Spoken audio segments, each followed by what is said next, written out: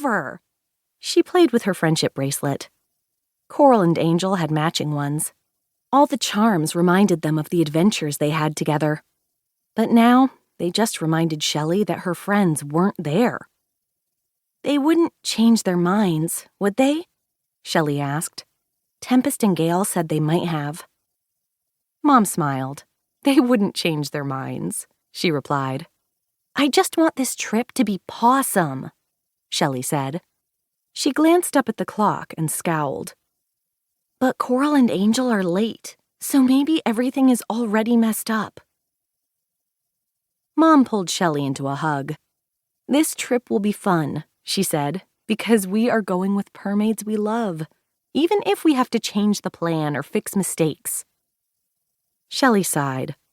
I know that, she said. And your friends aren't late, Mom continued. They said they'd come over after breakfast. We haven't eaten yet. Shelly scratched her head. I forgot that part. Which part? Mom asked. That they're coming after breakfast, or that you haven't had breakfast? Both, Shelly said, as her tummy rumbled. 2. There was a small container on the kitchen counter. It was filled with the last of the sweet shrimp. There wasn't enough to use at the restaurant today, Mom said. I thought we'd finish it for breakfast. That way, there will be plenty of room for the fresh shrimp we'll bring back from Flamingo Island, Shelly said, laughing. Shelly's family ran a wonderful restaurant in Kittentail Cove. They used shrimp in many recipes. Mr. Lake made shrimp rolls, shrimp and tuna egg omelets, and shrimp salad. Mrs. Lake made shrimp sushi, shrimp and coconut sandwiches, and shrimp tacos. Shelly had created a very special recipe called mango and mustard shrimp curry. It was one of the most popular meals on the menu. The Lakes got their shrimp from a very special place, Flamingo Island. Flamingos loved eating shrimp. There were lots of shrimp to feast on around their island. That made it a great place for Purrmaids to get shrimp, too.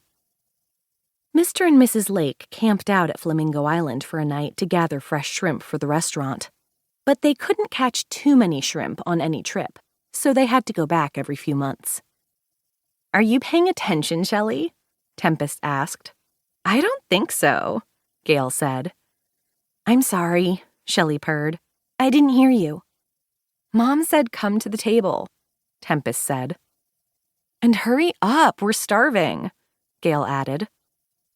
Shelly might be floating here in front of us, Mom said, but I think her mind is far away on Flamingo Island.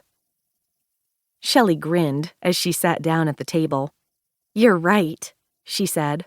I'm always right, Mom joked. Then she asked, who wants kelp pancakes? All the girls answered at the same time, me! Mom served each of them a few pancakes topped with shrimp slices. For a few minutes, no one said anything. Their mouths were too full of food. When Mom got up to get more pancakes, Tempest said, You know, Shelly, it takes a long time to get to Flamingo Island. Shelly rolled her eyes. We mean a really, really long time, Gale said. Are you leaving after breakfast? If Angel and Coral get here, Shelly answered. Mom put another pancake on Shelly's plate. Stop worrying, Shelly. Your friends have never let you down, have they? Shelly shook her head.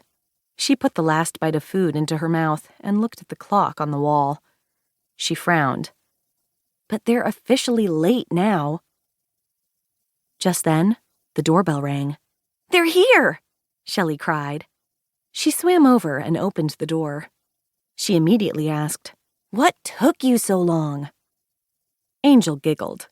Coral made us go to the library, she said. She pointed to a heavy book in Coral's paws. Yes, Coral said, but you already made us late leaving your house. In the kitchen, Mom exclaimed, Finally, we were starting to worry. She winked at Shelly. And we need to get moving. We don't want to miss our ride.